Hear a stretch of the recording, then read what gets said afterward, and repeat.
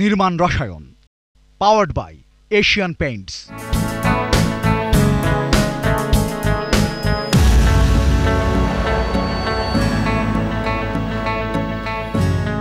প্রিয় দর্শক, স্বাগত জানাচ্ছি নির্মাণ রসায়ন অনুষ্ঠানে পাওয়ার্ড বাই এশিয়ান পেইন্টস। সাধারণত এই অনুষ্ঠানটিতে আমরা স্থাপত্য নির্মাণ বিষয়ক খুঁটিনাটি বিভিন্ন বিষয় নিয়ে কথা বলি এবং পাশাপাশি নগর সংশ্লিষ্ট গুরুত্বপূর্ণ বিষয় এতে অন্তর্ভুক্ত রাখার চেষ্টা করি। আমরা বাড়ি নির্মাণ এবং স্থাপত্য নির্মাণ নিয়ে কথা বললেও আজ আমরা আসলে একটু মোটা দাগে এই নগর নির্মাণ নিয়ে কথা বলতে চাই। আমাদের এই নগরে আমরা দেখছি অল্প একটু বৃষ্টি হলে জলাবদ্ধতার সৃষ্টি হচ্ছে। এই সমস্যা সমাধানে হাজার কোটি টাকার উদ্যোগ গ্রহণ করা হলেও সেটি কার্যত কোনো ভূমিকা রাখতে পারছে না। প্রশ্ন হলো, আমাদের করণীয় কী এবং নগর নির্মাণের ক্ষেত্রে আমরা কি করলে এই সমস্যা থেকে পরিত্রাণ পেতে পারি? আমাদের সঙ্গে আছেন পরিকল্পনাবিদ অধ্যাপক ডক্টর আদিল মাহমুদ খান, সভাপতি Bangladesh institute of planners. Sir, স্বাগত আপনাকে, অনেক ধন্যবাদ আমাদের সময় দিয়েছেন। শুরুতে যে প্রশ্নটা করতে চাই যে আমাদের দর্শকরা আসলে আগ্রহ ভরে দেখেন আমরা স্থাপত্য নিয়ে কথা বলি, বাড়ি নির্মাণ নিয়ে কথা বলি, কিন্তু এই যে নগর নির্মাণ নিয়ে কথা বলতে চাই, জলাবদ্ধতা নিয়ে কথা বলতে চাই, এটা এই অনুষ্ঠানে কিভাবে প্রাসঙ্গিক? জি, আপনাকে ধন্যবাদ। দর্শক যারা শুনছেন সবার প্রতি রইল সালাম ও শুভেচ্ছা। আসলে নগর তো আসলে অনেকগুলো অবকাঠামোর সমষ্টি, সেই অবকাঠামো ভবন, তাই তো নগর। এখন এই যে নগরের মধ্যে এই যে অবকাঠামোগুলোর বিন্যাস, ভবনের বিন্যাস, সেগুলো মিলে যে বড় নগর তৈরি করে, সেই নগরে আমরা বসবাস করি। আমরা এখন আবার এই নগর যখন তৈরি হয়েছে তার আগে কী ছিল? নিশ্চয়ই সেটা একটা প্রকৃতির অংশ ছিল। সেটা হয়তো গ্রাম, বাংলাদেশের ক্ষেত্রে গ্রাম, ঢাকাও তো তাই এমনটাই ছিল। সেই গ্রাম থেকে যখন আমরা এই নগরায়ণ প্রক্রিয়া, সেই প্রক্রিয়াটা আসলে খুবই গুরুত্বপূর্ণ যে আমরা কীভাবে নগরায়ণকে সাজিয়েছি। এখন ঢাকার ইতিহাস যদি আমরা দেখি, ঢাকা আসলে আমাদের ঢাকার চারপাশে বুড়িগঙ্গা, শীতলক্ষা, ধলেশ্বরী যে নদীগুলো ছিল, সেই নদীগুলোর সাথে আবার খালগুলো ছিল, যেগুলো ঢাকার মধ্যে একদমই অঙ্গাঙ্গিভাবে ঢাকার মধ্যে একটা যে আমরা বলি জলজ নেটওয়ার্ক তৈরি করেছিল। এখন যখন এই খালগুলো ছিল এবং সেই খালগুলোর নেটওয়ার্কগুলো সচল ছিল, তখন কিন্তু ঢাকা শহরে 200-300 মিলিমিটার বৃষ্টিপাতে জলাবদ্ধতার বিষয়গুলো ছিল না। কিন্তু নগরায়ণ প্রক্রিয়াতে যখন আমরা নগরটাকে প্রকৃতির যে মূল যে অংশগুলো ছিল, বিশেষ করে যে আমাদের ব্লু নেটওয়ার্কটাকে ধ্বংস করলাম এবং সেখানে আমরা অবকাঠামো ভবন বানানো শুরু করলাম, তখনই আমাদের এই অভিঘাতটা আসলো যে নগরে জলাবদ্ধতা। এবং দেখেন, যত দিন যাচ্ছে জলাবদ্ধতা বাড়ছে। মেয়ররা তো প্রায়শই বলেন যে আগামী বর্ষে জলাবদ্ধতা থাকবে না।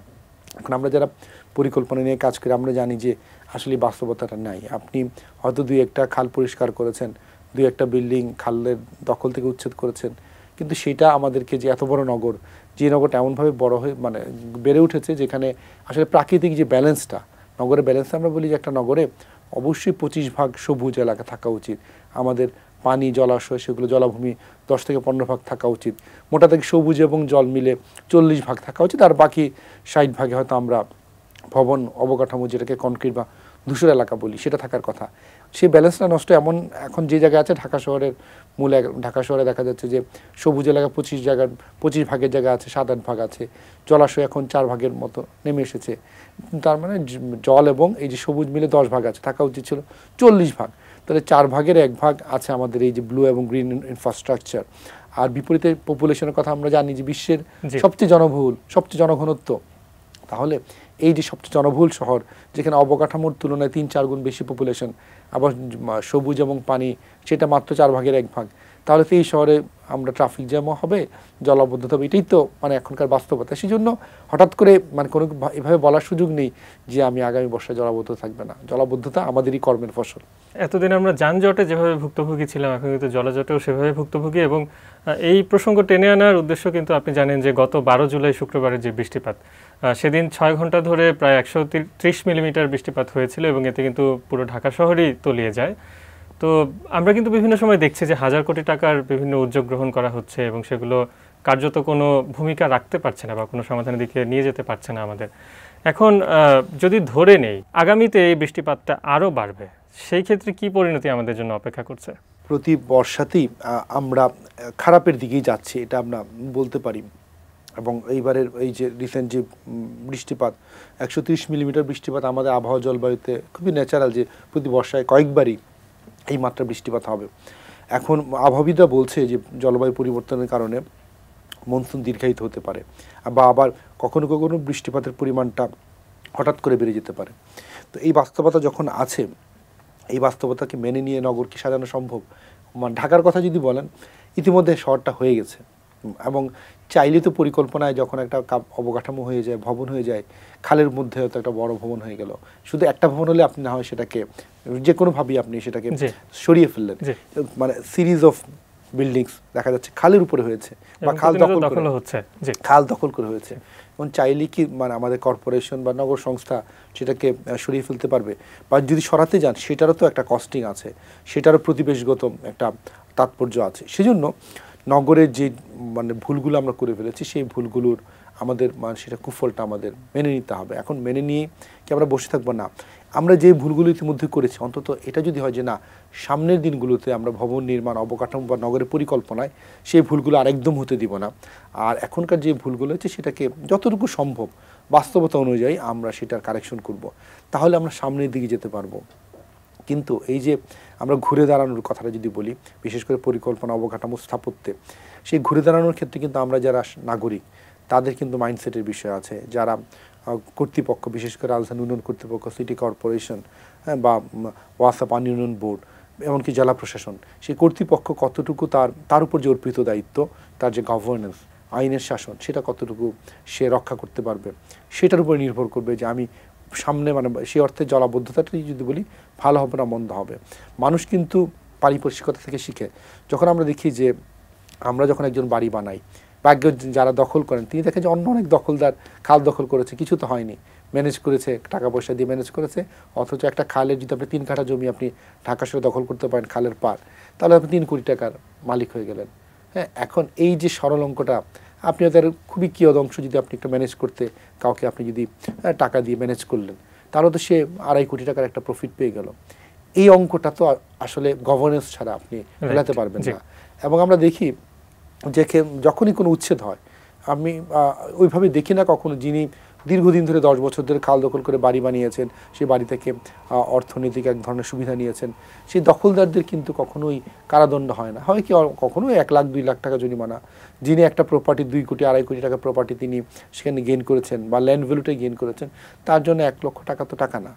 সেই জন্য বাইরের দেশে যেটা হয়, বা যে কোনো দখলদার মানে তাকে কিন্তু একদম সর্বোচ্চ শাস্তির কারাদণ্ড সেটা নিশ্চিত করা হয়। মানুষ ভয় পায়, আইনকে ভয় পায়। আমরা আইনকে তো ভয় পাই না, কর্তৃপক্ষকে ভয় পাই না, আমরা সবাই জানি ম্যানেজ করা সম্ভব। সাম্প্রতিক সোশ্যাল মিডিয়াতে আপনিও নিশ্চয়ই খেয়াল করেছেন যে সাদেক এগ্রোর যে কাহিনীটা, এটা একটা ক্লাসিক এক্সাম্পল বাংলাদেশ কিভাবে চলে, হ্যাঁ, আইনের শাসন কিভাবে চলে, কিভাবে খাল দখল হয়। আপনি এখনও খেয়াল করলে দেখবেন সাদেক এগ্রো যে জায়গাটাতে খাল দখল করেছে, সে কি একা দখল করেছে? সাদেক এগ্রো থেকে তার আরও সামনের দিকে যান, দেখবেন যে সে পুরো রামচন্দ্রপুর খাল পুরোটাই একটা পোর্শন পুরোটাই দখল। সেখানে বিশ্ববিদ্যালয় আছে, সাদেক এগ্রো আছে, অন্যান্য ভবন আছে, ভবন মালিকদের মধ্যে সরকারি আইন শৃঙ্খলা বাহিনীর সদস্য নাই এমন কেউ নাই। এখন যখন কর্পোরেশন, যখন সামাজিক যোগাযোগ মাধ্যমের চাপে যখন গেল, তখন কিন্তু সাদেক এগ্রো উচ্ছেদ করলো। কিছু লো ইনকাম হাউস বা আমরা যদি বলি বস্তি ছিল, অল্প কিছু উচ্ছেদ করেছে, কিন্তু অনেক ভবন দাঁড়িয়ে আছে। হ্যাঁ, এমনকি যেটা যে সুরের ধারা যে সঙ্গীত একাডেমি, সেটা তো তারা বলছে তারা সরকারের তরফ থেকে, জেলা প্রশাসন থেকে লিজ পেয়েছে। তাহলে খালের জমি আপনি লিজও দিতে পারেন, সেই লিজ কিন্তু কেউ দেয়নি, সরকারি সংস্থা দিচ্ছে। এটা একটা চরিত্র যে আমরা আইনের শাসনের ক্ষেত্রে যখন একদমই আইনের দণ্ড বিভিন্ন জনের জন্য বিভিন্ন রকম, তখনই কী হবে, দখলদার বলেন সেই দখলদারা উৎসাহিত হবে। এবং সাদেক এগ্রোর ক্ষেত্রে রামচন্দ্রপুরের খালে কর্পোরেশন পার্ক উদ্যানের জন্য সাইনবোর্ড টানিয়েছে, থানা করতে চায় পুলিশ, আর অন্য যারা মানে যেটা হয়েছে, খালটা মরে গেছে, এখন সেখানে ল্যান্ড আছে, সেই ল্যান্ডটা তার মতো করে প্রত্যেকটা কর্পোরেশন ব্যবহার করতে চায়। কিন্তু ঢাকা শহরের রাজধানীর বুকে যেখানে সরকারের সকল রাষ্ট্রযন্ত্র আছে, সেখানে কীভাবে একটা খাল দখল হতে পারে? কিংবা যদি আপনি আরেকটু দেখেন, রামচন্দ্রপুরের খালে আশেপাশে যে বসিলার যে এলাকাগুলি, যেগুলো ফ্লাড ফ্লো জোন ছিল বেড়িবাঁধের পশ্চিমে, সেই ফ্লাড ফ্লো জোন সবগুলো কিন্তু চোখের সামনেই বিভিন্ন নামের হাউজিং হয়ে গেল, ঢাকা উদ্যান থেকে শুরু করে বিভিন্ন নামে। তাহলে এগুলো যখন হয়, তখন আমরা কিন্তু নিশ্চুপ ছিলাম। আমরা রাষ্ট্রের যে অর্গানাইজেশনগুলো ছিল, অর্গানগুলো ছিল, উন্নয়ন কর্তৃপক্ষ ছিল, তাদের কোনো ধরনের ভূমিকা ছিল না। অথচ আমাদের পরিবেশ আইন থেকে শুরু করে ইমারত নির্মাণ বিধিমালা, ইমারত নির্মাণ বিধিমালা আছে, আপনি একটা ইট গাঁথতে গেলেও সংস্থা রাজুকের অনুমতি নিতে হবে।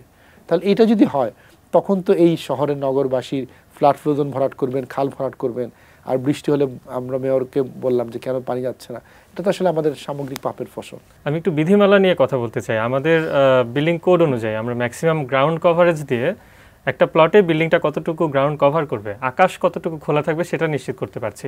কিন্তু সারফেস লেভেলে তো ঢালাই করে সবাই পুরোটা ঢেকে দিচ্ছে। এখন এই যে গ্রাউন্ড ওয়াটার রিচার্জটা যে আমরা বন্ধ করে দিলাম, পানি তো গড়িয়ে চলে যাচ্ছে। তো সেই ক্ষেত্রে সোকেবল সারফেস ফিরিয়ে আনার ক্ষেত্রে আমাদের করণীয় কিছু আছে কিনা, বা আইন কোনো উদ্যোগ এখানে নিতে পারে কিনা? এটা খুবই গুরুত্বপূর্ণ একটা বিষয় নিয়ে এসেছেন, যে আমরা যে বৃষ্টির পানি বা যে কোনো পানি, তার তো মানে অর্ধেকের মতো পানি তো আসলে মাটির নিচে চলে যাওয়ার কথা ছিল। যেটা আমরা নগর পরিকল্পনায় আমরা বলি যে আমাদের সবুজ এবং যে ব্লু নেটওয়ার্ক যদি 40 ভাগ থাকে আর বাকি 60 ভাগের মধ্যে কিছু সেটব্যাকের এলাকা যদি বাদ দিই, 50 ভাগের বেশি কনক্রিট থাকার কথা না। কিন্তু আমরা বিআইপির পক্ষ থেকে গবেষণা করে পেয়েছি যে আমাদের অনেক ওয়ার্ডে 80, 90, 95, 99 ভাগ কনক্রিট। এই কারণেই হয় কি, আমাদের বৃষ্টি হলেই পুরো পানির চাপটা পড়ে যায় হচ্ছে যে আমাদের নালা, লোকাল যে নর্দমাগুলো এবং নর্দমা থেকে পরের যে খালগুলো বা অন্যান্য যে চ্যানেলগুলোতে। এখন হওয়ার কথা ছিল যে আপনি রাইটলি বলেছেন যে আপনার যদি প্লট থাকে, সেই প্লটের 40 ভাগ আপনার হচ্ছে ওপেন থাকার কথা, সবুজ থাকার কথা, যেন সেখানে পানিটা নিচে চলে যায়। আমাদের এই বিধিমালাতে স্পষ্ট করে বলা আছে যে হয়তো 30 থেকে 40 ভাগ, বড় প্লটের ক্ষেত্রে 40-50 ভাগও হতে পারে, সেই পরিমাণ জমি সম্পূর্ণ সবুজ যেটা ওপেন, যেন আমাদের গ্রাউন্ড রিচার্জ হতে পারে। এটা মানে আইনের ছিল, কিন্তু আইনের স্পষ্টীকরণ না থাকাতে এখন নতুন যে বিধিমালা সংশোধন করা হচ্ছে সেখানে কিন্তু এই কথাটা বলা হচ্ছে যে এটা স্পষ্টভাবেই এটা হচ্ছে যে আপনার পারমিয়েবল যে স্পেস, সেখানে আমরা যেন সহজেই আমরা গ্রাউন্ড ওয়াটার রিচার্জ করতে পারি। এখন দেখেন, আমরা আমাদের নাগরিক যারা আর কি, আমাদের একটা প্রবৃত্তি হয়েছে যে আমরা কত বেশি কনক্রিটে ঠেকে দিতে পারি। আমি নিজে এমন অনেক স্কুলে দেখেছি, স্কুল প্রাইমারি সেকেন্ডারি স্কুলের সামনে যে খোলা জায়গা যে থাকে, সেই চত্বরটাকে পর্যন্ত কনক্রিট করে ফেলা হয়েছে। সেটা কারণটা কি? বৃষ্টি এলে কিছু কাদা হয়। বৃষ্টি কি সারা বছর হয়? সারা বছর তো বৃষ্টি হয় না। তাহলে এই যে আমাদের প্রবৃত্তি, সেই প্রবৃত্তিটাই এখন আমাদের নিজস্ব যে বিল্ডিং বানায়, সেই বিল্ডিং বানাতে গেলে অ্যাপার্টমেন্ট হোক, নিজের বাড়ি হোক, পুরোটা কনক্রিট দিয়ে দিচ্ছে। অথচ দেখেন, আমাদের আমরাই যখন আগে বাড়ি বানাতাম, আমাদের পূর্বপুরুষের বাড়ি বানাতো, তারা কিন্তু আমাদের মতো এত শিক্ষিত ছিল না, মানে কাগজে কলমে যে বইয়ের শিক্ষা বা একাডেমিক নলেজ। তারা কিন্তু কী করতেন, বাড়ি বানালে বাড়ির আশেপাশে একটু খোলা জায়গা রাখতেন, সেখানে বিভিন্ন ধরনের গাছগাছালি রাখতেন, একটা নির্মল একটা পরিবেশ ছিল। এখন আমরা যখন নগর এলাকাতে, এমনকি যখন আমরা হাইরেজ ভবন বানাচ্ছি, হাইরেজ ভবন মানে তো আপনি বড় একটা স্পেস, গ্রাউন্ড ফ্লোরের সাথে সাথে উপরের যে আপনার এগ্রিগেট ফ্লোর বেশি পাচ্ছেন, তাহলে আপনাকে কিন্তু রাষ্ট্রের যে সুযোগটা দিয়েছে ফ্লোর এরিয়া রেশিওর টেকনিক অনুযায়ী, আমাদের মানগুলো তো অনেক বড় বড় মান দেওয়া ছিল। তারপরে আপনি 8 তলা 9 তলা 10 তলা ভবন বানাচ্ছেন, তাহলে আপনি যখন এত বড় ভবন বানাচ্ছেন, আপনার কাছে কি কাম্য কী ছিল যে আপনি উপরে উলম্ব যখন যান, সাইডে জায়গা ছাড়তে হবে। অথচ যেটা হয়েছে, দুঃখজনক বাস্তবতা, আমরা কি করেছি, আমরা রাজুক থেকে বা ডেভেলপমেন্ট অথরিটি থেকে, শুধু ঢাকার গল্প না, অন্য শহরের গল্প একই রকম, যে আমরা উপরে যাওয়ার অধিকারটা নিয়েছি, কিন্তু পাশে যে জায়গা ছাড়তে হবে সেটা নিজের জন্য। এমন না আমার পাশে যদি একটু খালি জায়গা থাকে, যেখানে আকাশ দেখা যাবে, সূর্যের আলোটা আমার ঘরে ঢুকবে, কিংবা আমার সেখানে গাছ থাকলে সেই গাছে পাকালি বসবে, এটা কিন্তু আমার জন্যই প্রয়োজন। এটা এমন না যে রাষ্ট্র এখান থেকে সুবিধা নেবে। হ্যাঁ, রাষ্ট্রের একটা কালেকটিভ বেনিফিট আছে, যেটা জলাবদ্ধতা নিরসনেও কাজে লাগবে, কিন্তু এই জিনিসটাকে আমরা সম্পূর্ণ উপেক্ষা করেছি। আর উপেক্ষা করার সুযোগটা করে দিয়েছে রাষ্ট্রের বিভিন্ন কর্তৃপক্ষ, রাজধানী উন্নয়ন কর্তৃপক্ষ, চট্টগ্রামের ক্ষেত্রে চট্টগ্রাম উন্নয়ন কর্তৃপক্ষ, তারা একদমই নিশ্চুপ ছিল।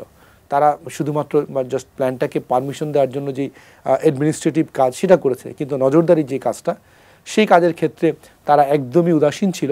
সেই উদাসীনতার সুযোগ নিয়ে এবং আমাদের যে লোভ, সেই লোভটা আমাদেরকে উদ্বুদ্ধ করেছে যে এইভাবে নিজের গর্ত খোঁড়ার জন্য। সেই গর্তটা কি, আমিও আকাশ দেখতে পাচ্ছি না, সূর্যের আলো পাচ্ছি না, এমনকি যে বাতাসটা আমাদের দরকার ভেতরের ময়লা আবর্জনা রোগ জীবাণুকে সরিয়ে দেওয়ার জন্য, সেটা পাচ্ছি না। আর আমার আশেপাশে যে সবুজের যেই সুযোগটা আমরা তৈরি করার প্রয়োজন ছিল, সেটা পারি নাই। যদিও সাম্প্রতিক সময়ে রাজু সেই ইনস্ট্রাকশন দিচ্ছে যে না, প্রতিটা বাড়িতে বা কাঠাপ্রতি একটা গাছ লাগাতে হবে। এখন সাম্প্রতিক সময় তারা আবার সবুজ রাখার জন্য তারা কিছু ইনস্ট্রাকশন দিচ্ছে। তো সেটা একটা পজিটিভ উদ্যোগ, কিন্তু কেন্দ্রীয় শহরে ইতিমধ্যে অনেক দেরি হয়ে গেছে।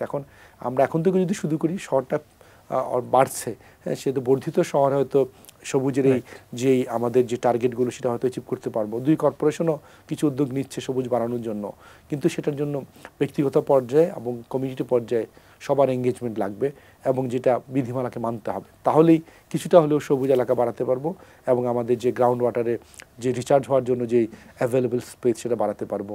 কিন্তু এটার কাজটা এখনই শুরু করতে হবে। ঢাকার কেন্দ্রের চারপাশে যে বিস্তৃতি ঘটছে, সেই জায়গাগুলোতে যখন স্থাপত্য নির্মাণ হচ্ছে, সেই ক্ষেত্রে আসলে আমাদের উদ্ভাবনী কিছু করার আছে কিনা। আমি একটা ফেসবুক পোস্ট দেখছিলাম, সেটা একটু কোট আনকোট করতে চাই। স্থপতি রফিক আজম, তিনি একটা পোস্ট করেছেন সম্প্রতি রসুলবাগ পার্ক সম্পর্কে, এবং তিনি সেই পার্কটির নতুন ও পুরাতন কিছু ছবি আপলোড করে লিখেছেন যে এর ডিজাইনে শুরু থেকেই প্রতিদিন 250 মিলিমিটার বৃষ্টি ধরে রাখার কথা চিন্তা করা হয়েছিল এবং হাঁটা পথের নিচে এক ধরনের পরীক্ষা তৈরি করে ওনারা প্রায় 1 লক্ষ লিটার পানি ধারণের একটা ব্যবস্থা তৈরি করেছেন, যেটি ওই স্থানীয় এলাকার কিছু মানুষজনকে জলাবদ্ধতা থেকে বাঁচিয়েছে এবং সেই পানিকে আবার পুনর্ব্যবহার করে ওনারা সুপেয় পানি হিসেবে সরবরাহ করছেন। তো এটি একটি উদাহরণ। এ নিয়ে হয়তো অনেক ধরনের আলোচনা সমালোচনা থাকতে পারে, সমস্যা থাকতে পারে, কিন্তু এখানে যে উদ্ভাবনী বিষয়টি আমরা দেখছি, এই ধরনের উদ্ভাবন আমরা অত্যাবশ্যকীয়ভাবে আসলে আমাদের শহরে প্রয়োগ করতে পারি কিনা। স্থপতি রফিক আজমের এই উদাহরণটাকে আমরা সাধুবাদ জানাই। কারণটা হচ্ছে যে আসলে নগর তো একই রকম না। যেমন পুরান ঢাকার যে রসুলবাগের যে এলাকাগুলো, সেই এলাকাতে একসময় প্রচুর পুকুর ছিল, এগুলো কিন্তু আমরা ধ্বংস করেছি এবং যার ফলে পুরান ঢাকাতেও প্রচুর জলাবদ্ধতার এই ধরনের ঘটনাগুলো ঘটে। এখন যখন আমাদের অ্যাভেলেবল স্পেস নেই, চাইলেই নতুন করে একটা পুকুর বা জলাধার তৈরি করা সম্ভব না, তখন আমাদের পরিকল্পনায় বিকল্প চিন্তা করতে হবে। এই বিকল্পের একটা হচ্ছে যে আমরা পার্ক বা ওপেন স্পেসের নিচে এই ধরনের জলাধার বা পরীক্ষা বা এই ধরনের যে কোনো কিছু ওয়াটার রিটেনশনের জন্য জায়গাগুলো তৈরি করা, এই ধরনের ইনোভেশন দরকার। ইনোভেশনগুলো আমাদের বিভিন্ন এলাকার জন্য বিভিন্ন রকম হবে এবং সেই ইনোভেশনগুলো আমাদের লোকাল সলিউশনও দিবে। সেই লোকাল সলিউশনগুলোকে আমরা অবশ্যই সাধুবাদ জানাই। যদিও এই ধরনের কাজ করতে গেলে অনেক সময় প্রকল্পের ব্যয় বাড়তে পারে, কিন্তু আমাদের সেই ট্রেড অফটা চিন্তা করতে হবে যে আমি যদি বড় একটা সুবিধা পাই, তখন হয়তো কিছুটা প্রকল্পের বাড়তি খরচ গেলেও সেটা আমার এলাকাবাসীর জন্য মঙ্গলজনক। কিন্তু মূল যে বেসিক জায়গাটা, পরিকল্পনার যে লার্জ স্কেলে আমাদের অ্যাভেলেবেল যে ওয়াটার বডিগুলো এখনও আছে, সেগুলো সর্বোচ্চ সংরক্ষণের জন্য আমাদের সুযোগ তৈরি করার দরকার। কেননা বড় শহরের জন্য আপনি হয়তো 2-1টা পুকুর রক্ষা করে আপনি পারবেন না, কিন্তু পুকুরের প্রতিটা বর্গ ইঞ্চি বর্গ ফিটের এখন গুরুত্ব আছে। আর যে মানে ওয়াটার নেটওয়ার্ক যেগুলো ছিল, খালগুলো যেগুলো মানে আমরা ধ্বংস করে ফেলেছি, সেগুলো কতটুকু আমরা উদ্ধার করতে পারি সে ব্যাপারে বাস্তবসম্মত চিন্তা করতে হবে। চাইলে একটা শহরকে হঠাৎ করেই নতুন করে চিন্তা করা যায় না, কিন্তু যে জায়গায় সম্ভব সে বাস্তবসম্মত উদাহরণ, বিশেষ করে ধুলাইখালে আমাদের দক্ষিণ সিটি কর্পোরেশন তারা একটা উদ্যোগ নিচ্ছে ধুলাইখালটাকে তাদের যে জায়গাটাতে উদ্ধার করা সম্ভব এবং একটা ওয়াটার রিটেনশন এলাকা, সেই জায়গাতে নান্দনিক পার্ক করা, এই ধরনের উদ্যোগ দরকার এবং সেই উদ্যোগগুলোতে আমাদের জনগণের সম্পৃক্ততা দরকার। জনগণ সম্পৃক্ত হলে দেখা যায় যে সেখানে দখল বা দূষণ সেটা করা কঠিন হয়ে যায়। সেই সম্পৃক্ততা বাড়াতে হবে। শুধুমাত্র কর্পোরেশনের একার পক্ষে সম্ভব না, আর কর্পোরেশন যদি মনে করে জনগণকে সম্পৃক্ত করবে না, তাহলে সেটা টেকসই হবে না। এই ব্যালেন্সটা দরকার। স্যার, ঘুরে ফিরে আবারও বাড়ি তৈরির কথায় ফিরছি। আমরা আসলে সরকারের উদ্যোগ, বিভিন্ন সংস্থার উদ্যোগ নিয়ে অনেক কথা বলতে পারবো এবং কী কী করণীয় আছে সেই বিষয়ে আসলে বিশদ অনেক আলোচনার সুযোগ রয়েছে। কিন্তু একটু ব্যক্তি কেন্দ্রিকভাবে যদি চিন্তা করি, যারা আসলে বাড়ি নির্মাণ করছেন কিংবা আগামীতে বাড়ি নির্মাণ করবেন, তাদের জন্য আপনার কি বলার রয়েছে একটু মোটা দাগে শুনে আমরা শেষ করব। এখন ব্যক্তিকেন্দ্রিক বাড়ি যারা ব্যক্তিকেন্দ্রিক, আমাদের কারো থাকে ছোট প্লট, কারো বড় প্লট। হ্যাঁ, বড় প্লটে আসলে এক ধরনের কাজ করা যায়, ছোট প্লটে হয়তো আরেকটু মানে আমাদের জন্য সেই কনস্ট্রেন্টটা থাকে। এখন যেটা আমাদের বেসিক যে আইনে যেটা বলা আছে, আপনার আশেপাশে যে জায়গাটা ছাড়তে হবে সেই জায়গাটার লোভ করার কোনো প্রয়োজন নেই। এমনিতেও তো এটা বেআইনি। আর সেই জায়গাটা যদি আপনি ছাড়েন, আপনার বাড়ির যারা বাসিন্দা থাকবেন তাদের আলো বাতাস থেকে শুরু করে সব কিছুর জন্যই, তাদের জন্যই মানে যেটা বলি স্বাস্থ্যকর বাসা হবে সেটা। তাহলে আপনি আর অনেকে ছাদ বাগান করেন, ছাদ বাগানে যদি আপনি কিছু আবার ছাদ বাগানের পাশাপাশি যদি রেইন ওয়াটার হারভেস্টিংয়ের সুযোগটা নিয়ে আসতে পারেন, দেখা যাবে যে সেই পানিটাকে আপনি ইউজ করতে পারেন বিভিন্নভাবে। আর ব্লক ডেভেলপমেন্টও তো আসলে অনেক কিছু করার সুযোগ থাকে। ব্লক ডেভেলপমেন্টে আমরা চাইলে রেইন ওয়াটার হারভেস্টিং থেকে শুরু করে ব্লক ডেভেলপমেন্টে প্রচুর ওপেন স্পেস রাখা, এগুলো করলে নগরের মধ্যে কিছু স্বস্তির জায়গা তৈরি হতে পারে। এখন ঢাকা তো কেন্দ্রীয় ঢাকাটা ইতিমধ্যেই আমরা এমন জায়গায় চলে এসেছি, চাইলেই জলাবদ্ধতা মুক্ত করাটা সম্ভব না, কিন্তু আমরা জলাবদ্ধতার পরিমাণটা আমরা কমাতে পারি এবং নাগরিকরা এক্ষেত্রে এগিয়ে আসতে হবে। যেন অন্তত নাগরিকদের পক্ষ থেকে, আপনি জানেন যে ড্রেনেজ চ্যানেলগুলোতে প্রচুর ময়লা আবর্জনা, আমাদের এই নাগরিকদের চিপসের প্যাকেট থেকে শুরু করে সব কিছু, এগুলো কিন্তু আমাদেরই আচরণগত ফসল। তাহলে আমরা যদি আমাদের আশেপাশের খাল, লোকাল ড্রেন, হ্যাঁ, বা বাড়ির আশেপাশে আঙিনা, সবগুলোতে যদি পরিষ্কার পরিচ্ছন্ন রাখতে পারি, যেন আমাদের বৃষ্টিপাতের সময় যেন আমাদের এই যে অ্যাভেলেবেল যে স্পেসগুলো আছে সেটা সর্বোচ্চ উপযোগিতা দিতে পারে, যেন আমাদের বিহেভিয়ারাল চেঞ্জও দরকার। শুধু রাষ্ট্রকে দোষ দেওয়া হবে না, আবার রাষ্ট্রের করণীয় আছে। তো ব্যক্তি পর্যায়ে আমার যতটুকু করণীয় সেই করণীয়টা অন্তত আমি করি, আর রাষ্ট্রের বিভিন্ন কর্তৃপক্ষ তারা যেন তাদের আইনের শাসন এবং অন্যান্য যত ধরনের ব্যবস্থাপনাগত কর্তব্য আছে সেটা করুক। তাহলে অন্তত আমরা ঢাকা না, অন্য শহরগুলো জলাবদ্ধতাও কিছুটা হলে কমাতে পারবো। অনেক ধন্যবাদ স্যার আজকে আমাদের সময় দেওয়ার জন্য। প্রিয় দর্শক, সকলের সম্মিলিত প্রচেষ্টার মধ্য দিয়ে আমাদের নগর হয়ে উঠুক বাসযোগ্য, এই প্রত্যাশা নিয়ে শেষ করছি আজকের মূল আলোচনা। নিচ্ছি ছোট্ট একটা বিরতি, সঙ্গে থাকুন।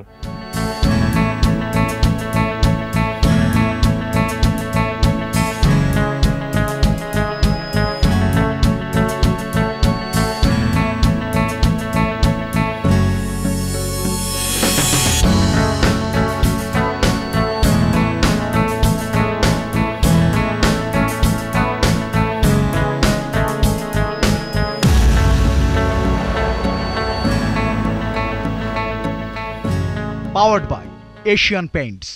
বিরতির পর নির্মাণ রসায়ন অনুষ্ঠানে আরও একবার স্বাগত জানাচ্ছি। এবারে থাকছে এক্সপার্ট টাইম। সবাইকে স্বাগত জানাচ্ছি আজকের এশিয়ান পেস এক্সপার্ট টাইমে। আজকে আমাদের সাথে গেস্ট হিসেবে আছেন architect Chowdhury Saiduzzaman sir. Sir আসসালামু আলাইকুম। আসসালাম, কেমন আছেন? ভালো আছি স্যার, আপনি ভালো আছেন? আছি আলহামদুলিল্লাহ। আমি সবাইকে শুভেচ্ছা জানাচ্ছি, এটিএন নিউজ, এশিয়ান পেইন্ট সবাইকে।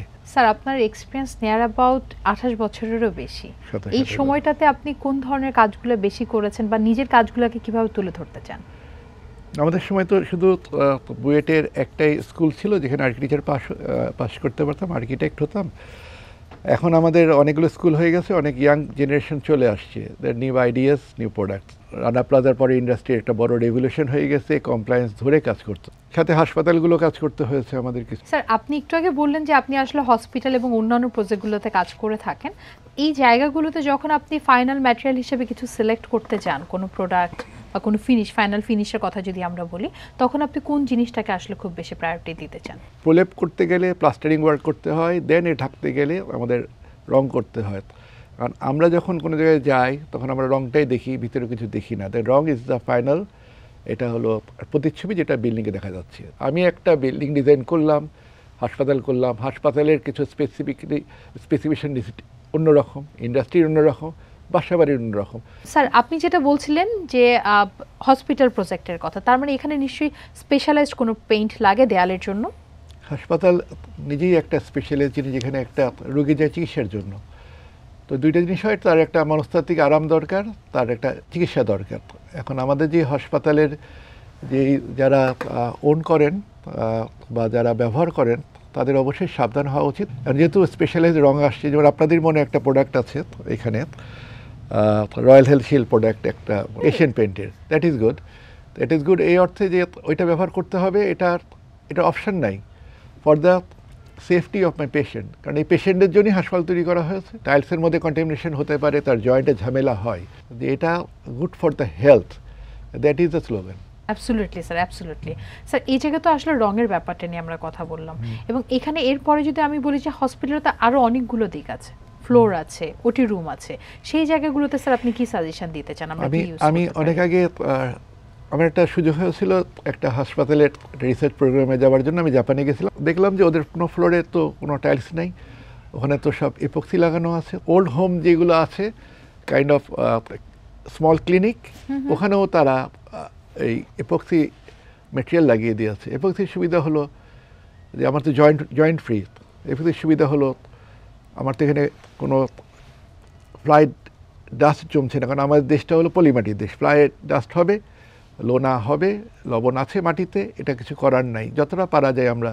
তো এপক্সি একটা ভালো সলিউশন। এশিয়ান পেইন্ট কিছু প্রোডাক্ট বার করেছেন, আমি এই জন্য আনন্দিত, কারণ আমরা ব্যবহার করতে পারছি। না বার করলে ব্যবহার করতে পারতাম না। কিন্তু আই বিলিভ যে সবসময় আসলে মানে ডেভেলপমেন্টের একটা জায়গায় কিন্তু সবসময় থেকেই যায়, অবশ্যই থাকে, এবং ওইটা আসলে আমাদের সুযোগটা নেওয়া উচিত। এবং আপনার এক্সপার্ট ওপিনিয়ন আই বিলিভ যে আমাদেরকে হেল্প করবে আমাদের প্রোডাক্টকে আরও ডেভেলপ করার জন্য। স্যার অনেকগুলো ব্যাপার নিয়ে আসলে আমরা এখন কভার করলাম, কিন্তু আপনি যখন কোনো ডিজাইন করতে যান তখন দেখা যায় কোন ট্রেন্ডে করবেন, কোন কালারে করবেন, কোনো ধরনের রিসার্চ কি আপনাদেরকে হেল্প করছে এই ব্যাপারে? R&D ছাড়া কোনো কিছু ডেভেলপমেন্ট হবে না। এশিয়ান পেইন্ট গত মনে হয় 3-4 বছর ধরে তাদের একটা প্রোগ্রাম আছে, কালার নেক্সট প্রোগ্রাম। এটার সুবিধা হলো আর্কিটেক্টদের সাথে সম্পৃক্ততা করে, তার রিসার্চ করে তাদের একটা আউটকাম নিয়ে আসেন, এবং তারা নেচারকে নিয়ে কাজ করার চেষ্টা করছেন। কারণ আমরা সব রঙই নেচারে দেখি, ওটাকেই আমরা কপি করে নিয়ে আমরা রং বানাই। এবং আমি শুনলাম যে প্রায় 150-200 সায়েন্টিস্ট কাজ করেন যারা পেইন্ট নিয়ে কাজ করেন। আমরা নতুন নতুন প্রোডাক্ট পাবো, এই প্রোডাক্টগুলো আমরা ব্যবহার করতে পারবো। গবেষণা আপনারা করছেন, এর জন্য আমরা অবশ্যই ধন্যবাদ দিই আপনাদেরকে, এশিয়ান পেইন্টকে ধন্যবাদ দিচ্ছি। ধন্যবাদ স্যার। এটা আসলে অনেকটুকুই মানে নির্ভর করে আপনাদের উপরে, আপনারা অ্যাকসেপ্ট করলেই আসলে তখন দেখা যাচ্ছে এটা সার্থকতাটা আসে। আমরা হয় কি, এখন বিদেশে সবাই যায়, তখন এসে বলে যে এটা লাগবে ওইটা লাগবে, আমরা নিজেরাও চাই, আমরা অনেক কিছু পাই না। তো যে যতটুকু আগাবে, আপনারা যে এতটুকু আগাচ্ছেন এর জন্য তো ধন্যবাদ। এশিয়ান পেইন্টের রিসার্চ ডেভেলপমেন্ট একটা ইউনিটি আছে, মানুষকে আরাম এবং সেফটি দেওয়াটা জরুরি। এটা আপনাদের জন্য জরুরি, আমাদের জন্য জরুরি। আমজনতা যারা ব্যবহার তাদেরকে ঠিক পথে এবং সুস্বাস্থ্যের সাথে ব্যবহার করার জন্য। অনেকগুলো ব্যাপার বললেন যেগুলো আসলে যদি আমরা প্রপারলি টেক কেয়ার করতে পারি আমাদের সমাজটা আরও উন্নত হবে, সেবাটাও আমাদের উন্নত হবে, সমাজটাও সেফটি পাবে বেশি। আসল কথা হলো শুরুয়াতটা হওয়া দরকার। শুরু করেছেন, একটা জায়গায় তো যাবোই আমরা ইনশাআল্লাহ। ধন্যবাদ। ধন্যবাদ স্যার। আজকে আসলে আমরা অনেক ইনফরমেটিভ একটা ডিসকাশন করলাম আর্কিটেক্ট চৌধুরী সাইদুজ্জামান স্যারের সাথে, যেটার মাধ্যমে আসলে আমরা জানতে পারলাম কি কি সলিউশন নিলে আমাদের সমাজ এবং যারা আমরা সার্ভিসটা পেয়ে থাকি তারা আরও ভালো সার্ভিস পেতে পারি। সো আশা রাখি প্রত্যেকটা ডিসকাশন আমাদেরকে হেল্প করবে আমাদের ডিসিশন মেকিংয়ে। সবাইকে ধন্যবাদ।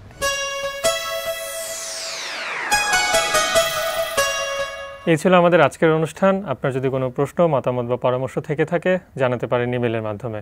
ভালো থাকুন, সুস্থ থাকুন, শুভরাত্রি।